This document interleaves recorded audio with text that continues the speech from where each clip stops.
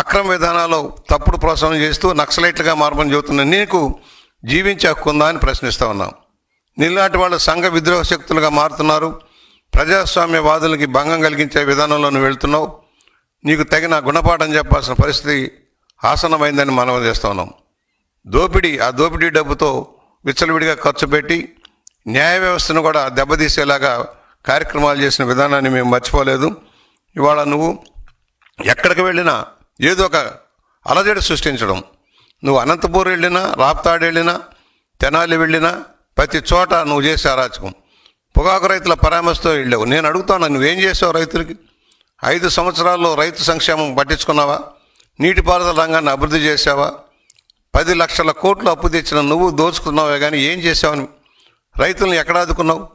పంటలకు గిట్టుబాటు ధర ఇప్పించావా? కొన్న ధాన్యానికి డబ్బులు ఇప్పించావా? ఏమీ లేదు కదా. సంక్షేమం మేము ముసుగులో దోపిడీ చేసావు. కనీసం దళితులకి, బలహీన వర్గాలకి, మైనార్టీలు అనేక వర్గాలకి ఇస్తున్న సెల్ఫ్ ఫైనాన్స్ స్కీములన్నా ఇంప్లిమెంట్ చేసావా? నువ్వు అన్ని రంగాలని భ్రష్టు పట్టించావు. ఇవాళ అర్జెంటుగా అధికారంలోకి రావడం కోసం నీ రౌడీ మూకల్ని ఎంటేసుకొని కార్యక్రమాలు చేస్తున్నావు. నీ ఆటలు సాగనీయం. ఇక ఇదే విధానం కొనసాగితే రాబోయే రోజుల్లో నేను ఎక్కడ కట్టడి చేయాలో, ఎలా చేయాలో మాకు తెలుసు. నేను వస్తాను, అందరి తలలో తీస్తానంటే నీ తల ఎందుకు తీయకూడదని మేము ప్రశ్నిస్తా ఉన్నాం. ఇదే విధంగా తలలు నరుకుతాము, మా ఇష్టారాజ్యం వ్యవహారం చేస్తామంటే సాగేది కాదు. నీ ఆటలు సాగనే. జగన్మోహన్ రెడ్డి అయ్యింది ఏదో అయ్యింది. సహనం ఉంది మాకు కూడా. చాలా ఓపికగా ఉన్నాం. మా ఓపిక నశిస్తే, మా కార్యకర్తలు తిరగబడితే నీ పరిస్థితి ఏంటో అర్థం చేసుకో. రోడ్డు మీద తిరగలేని పరిస్థితి తెచ్చుకోవద్దు. మేము ప్రశాంతంగా రాష్ట్రంలో ప్రజాస్వామ్యయుతంగా పరిపాలన సాగిస్తూ ఉన్నాం. ప్రజలకు మేలు చేసే కార్యక్రమాలతో ముందుకు సాగుతున్నాం. నువ్వు చేసిన తప్పులను సరి చేసుకుంటూ ముందుకు సాగుతూ ఉన్నాం.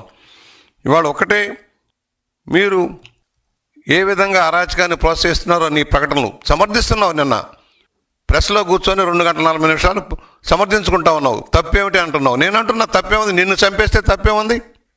నీ విధానమే మేము కూడా అవలంబిస్తే తప్పేంటి అని అడుగుతా ఉన్నా. సూటిగా ప్రశ్నిస్తా ఉన్నా. జగన్మోహన్ రెడ్డి ఖబర్దార్, జాగ్రత్త. అధికారంలో ఉన్నప్పుడు అరాచకం సృష్టించావు. అధికారాలను అడ్డుపెట్టుకొని ప్రజాస్వామ్యాన్ని కూనీ చేసి, ప్రజాస్వామ్యాలను హరించి నీ ఇష్టార్థంగా పరిపాలన చేసి, అందుకనే నీకు తగిన గుణపాఠం చెప్పి ప్రజలు ఇంటికి పంపించారు. మరలా తిరిగి అధికారంలోకి వచ్చేస్తున్నాను, మీ పని పడతానంటే ఎవరయ్యా నీకు ఓట్లు వేసేది? ఎందుకు వేస్తారు? ఎవరికి మేలు చేసావని? కులాల పేరుతో, మతాల పేరుతో విభజించి పాలించే విధానంలో నువ్వు వెళ్తూ ఉన్నావు. కులాలను రెచ్చగొడుతున్నావు, మతాలను రెచ్చగొడుతున్నావు. నీ అరాచక విధానానికి ఒక ఆయుధాలాగా వాడుకోవడానికి ప్రయత్నం చేస్తున్నావు. ఏం చేసావని నీకు ఓట్లు వేయాలి? ఎందుకు వేయాలి? కనీసం ఏ సమస్య మీద స్పందించావు?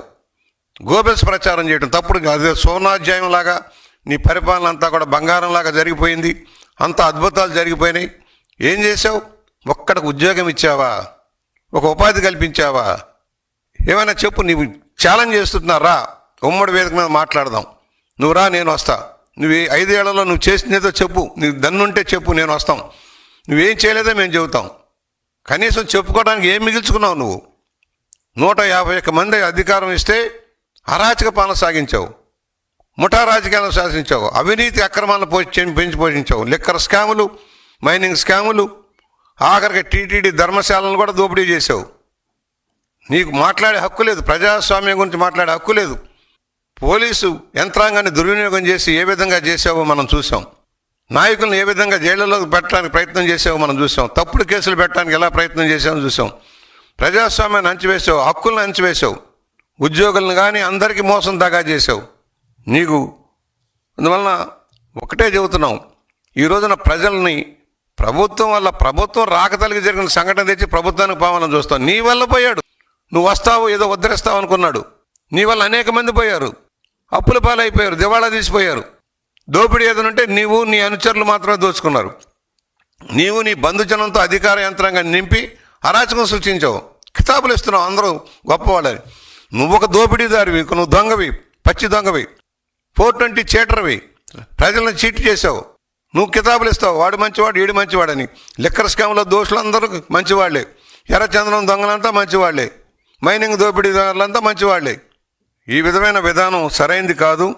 ఏదైతే కూటమి ప్రభుత్వం మీద నమ్మకం పెరుగుతూ ఉంది, కష్టాల్లో కూడా ఆదుకుంటారు, చెప్పినవన్నీ అమలు చేస్తున్నారన్న నమ్మకం ముందుకు నమ్మకంతో ప్రజలు ఉన్నారు. దాన్ని వమ్ము చేయటం కోసం ఏదైనా ఒక సంఘటన, విశాఖలో పెట్టుబడిదారులు సదస్సు జరుగుతూ ఉంటే దాన్ని అడ్డుకోవడం కోసం ప్రయత్నం చేసిన సంగతి మర్చిపోలేదు.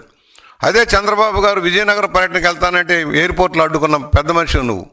ఇవాళ ఏదైతే యోగా డేగా ప్రపంచ యోగా దినోత్సవాన్ని జరుపుకోవడం కోసం రేపు ప్రయత్నం మొదలెడుతుంటే 2 రోజుల ముందు అలజడి సృష్టించడం, దాన్ని తప్పుదారి పట్టించేదానికి ప్రయత్నం. పెట్టుబడులు రావద్దంటావు, ఎవరైనా రాష్ట్రానికి ఆర్థిక సహకారం చేస్తామంటే ముందుకు రావద్దంటావు, వాళ్ళందరికీ తప్పుడు పిటిషన్లు పంపిస్తావు. నీ బతుకే అబద్ధాల బతుకు, నీ జీవితమే అబద్ధాల బతుకు, అరాచక అక్రమాలకి కేంద్ర బిందువు నువ్వు. నీ ఆటలు సాగనేమని కూడా మేము హెచ్చరిక చేస్తూ ఉన్నాం.